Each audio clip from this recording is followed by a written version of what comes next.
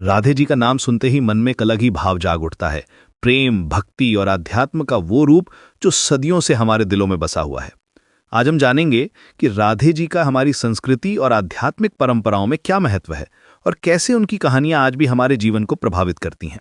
राधे जी सिर्फ एक नाम नहीं, बल्कि प्रेम की सबसे पवित्र अभिव्यक्ति हैं। वैष्णव परंपरा में राधा जी को श्री कृष्ण की प्रेमिका के रूप में जाना जाता है। लेकिन ये प्रेम कोई साधारण प्रेम नहीं है।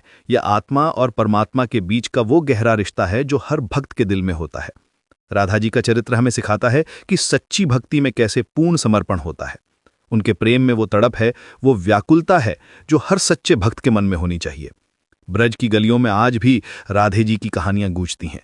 वृंदावन से लेकर बरसाना तक हर जगह उनकी उपस्थिति महसूस होती है।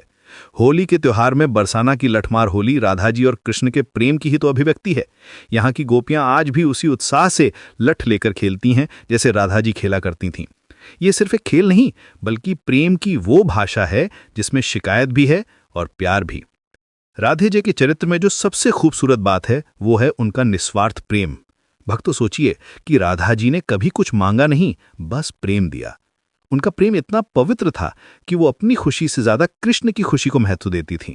जब कृष्ण मथुरा चले गए तो राधा जी ने कभी शिकायत नहीं की। उन्होंने अपने प्रेम को अपने दिल में संजो कर रखा, और वो प्रेम आज भी हमारे लिए प्रेरणा का स्रोत। राधा जी की कहानियों में एक गहरा दर्शन छुपा हुआ है।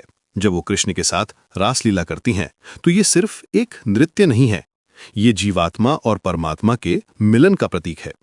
हर गोपी राधा जी के रूप में अपने आप को देखती है और कृष्ण के साथ उस दिव्य प्रेम का अनुभव करती है।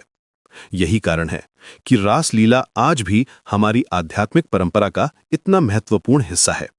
संगीत और कला की दुनिया में राधे जी का प्रभाव अद्भुत है। मीराबाई से लेकर सूरदास तक हर कवि ने राधा जी के प्रेम को अपनी कविताओं में उतारा है।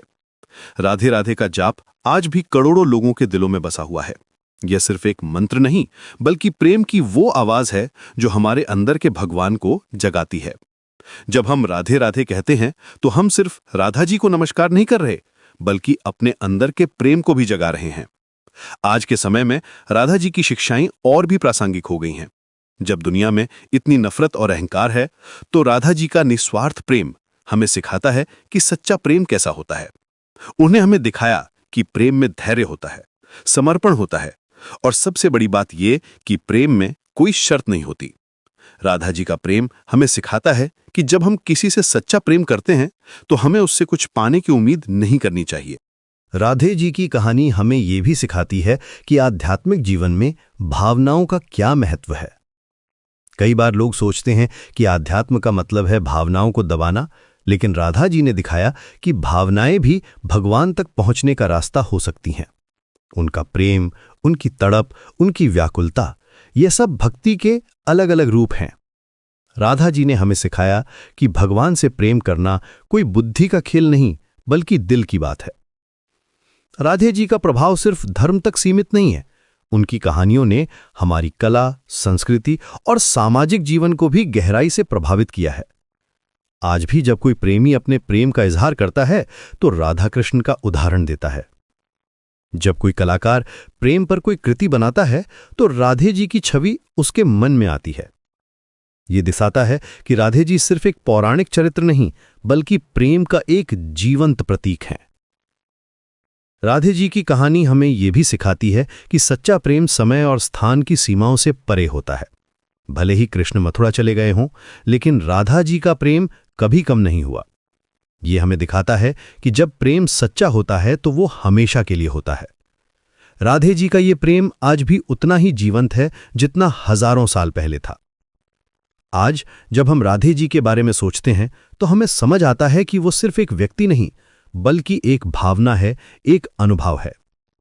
राधे जी हमारे अंदर के उस प्रेम का प्रतीक हैं जो हमें भगवान से जोड़ता है। उनकी कहानी हमें सिखाती है कि भक्ति कोई कर्मकांड नहीं, बल्कि प्रेम की एक यात्रा है, और इस यात्रा में राधे जी हमारी सबसे बड़ी प्रेरणा है, हमारे सबसे बड़े गुरु हैं।